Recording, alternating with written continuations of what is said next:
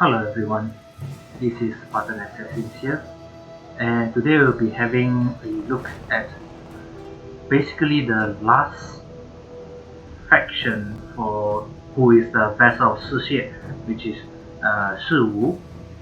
Now for Shi Wu, his unique faction mechanics and stuff are usually based on Sima Wei from the 8 Princes DLC, so which is Fury, and you also get the unique features such as the conscription building. You have the rewarding mobility mechanic, as well as the present gift stuff, the option.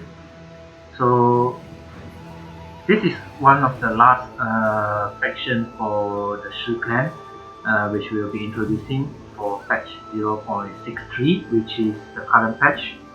And maybe in the next video we'll be looking at Shi and some of the unpreviewed factions. Most probably during the patch 0.7, where we actually have a better better adjustment for some of the factions, and we will eventually come and have a look at what are the changes during patch 0.9. So let's not waste our time. So we'll just get into the game and I'll explain from there what you should do. Alright.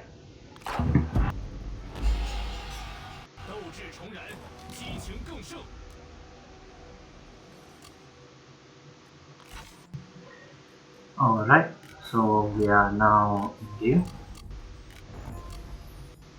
Okay, let us start off with our landmass. We start off with just one full commandery of Nanhai. So here you have a small amount of the trade income and some peasantry income, and you actually have some industry income from here.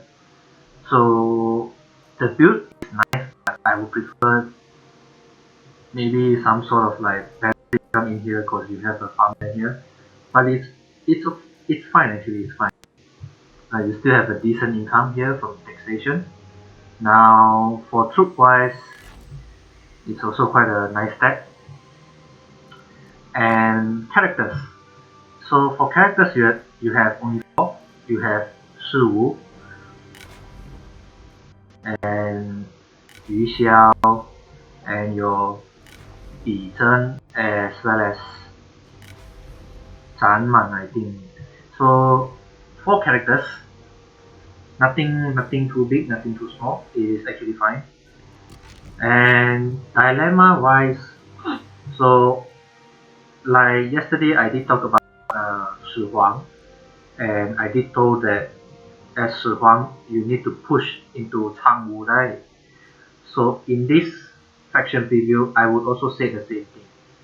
Since you start off that war with Han Ling, the Shan Yue, it is wise for you to just straight up build a step and straight get into Changwu before Sun Quan actually vassalizes him.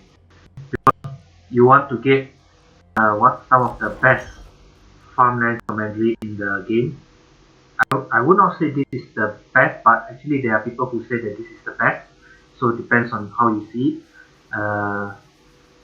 Yeah, because this is the only commandery that actually have which is actually, I would say this is actually the best commandery for food resource for peasantry income. So go ahead, build a stack, rid of Han Ling first. Eventually you will be at odds with Wulu, but this one you can decide later, and depending on your how is your conquest. And the next thing that you need to be worried about is Sun Quan and Sun Pen. So here is the issue. Because you are in between Shi Huang and Sun Quan and Liu Tu and Sun Pen, you are basically at war with Pan Ling, but neutral with the rest of the faction here. What you need to do is beware of who would invade you. If Liu Biao were to declare war on you, then you have to get the stack that is invading Changwu to prepare to invade Liu Tu, because you want the entire Ling Yin commandery for yourself. eliminate the entire limit for yourself.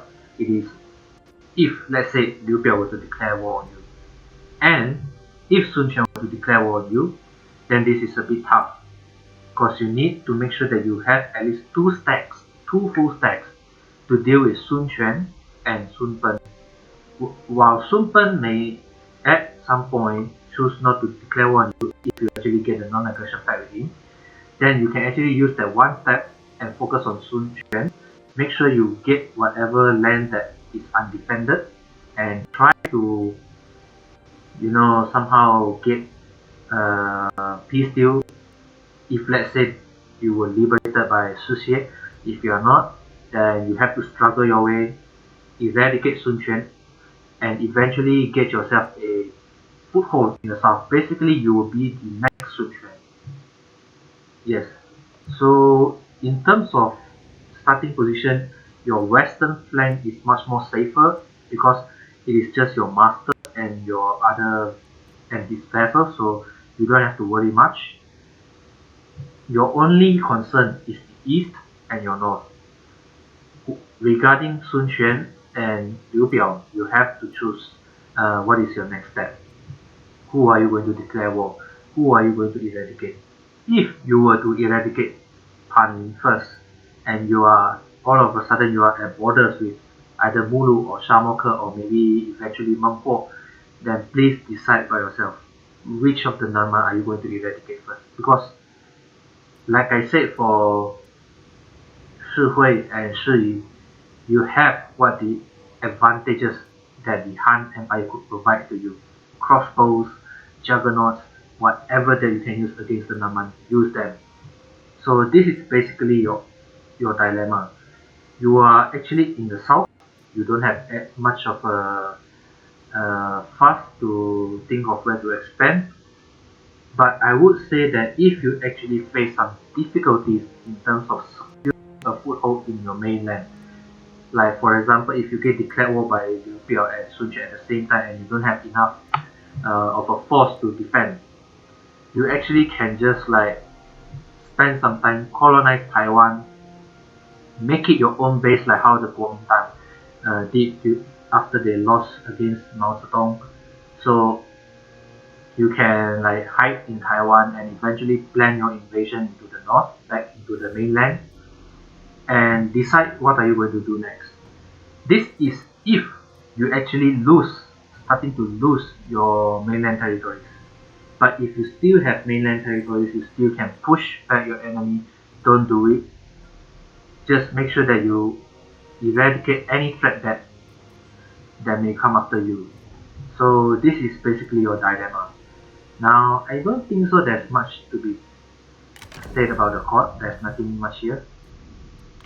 And for Fury, yeah, this is the faction mechanic that is ported in from the 8 Princes DLC. And if you look at your current Fury, which is Ashes, and at the max, you get Tempestuous Flame.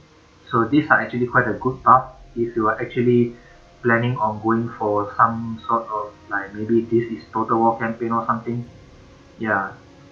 Now there is another thing that you could actually do as Shi Wu to max out your Tempestuous Flame. Because you are neutral with most of the faction here and are friendly with some of the weakest faction here. Yeah, I'm not lying, but Shi Huang, Shi Yi, and Shi Hui, including Shi Xie, are some of the weakest factions that are available in game, especially in the 207 start date. So if you actually want to max out your Fury early on, backstab your Vessel Master, declare on every single one of the Shi clan and the Shi clan, take their territories, make sure that you secure this entire Jiaozi region, and decide whether you want to subjugate, you want to get vassalized by Sun Quan or not, because it's easy to get vassalized. So I think that is all that I could talk for Shi Wu, and hopefully I'll be able to talk more about the other factions, especially for 0.7, which is the Han Empire, the Zhanglu, and eventually Gokudo. So yeah, that's all from me, and I'll see you in the next one then. Bye bye.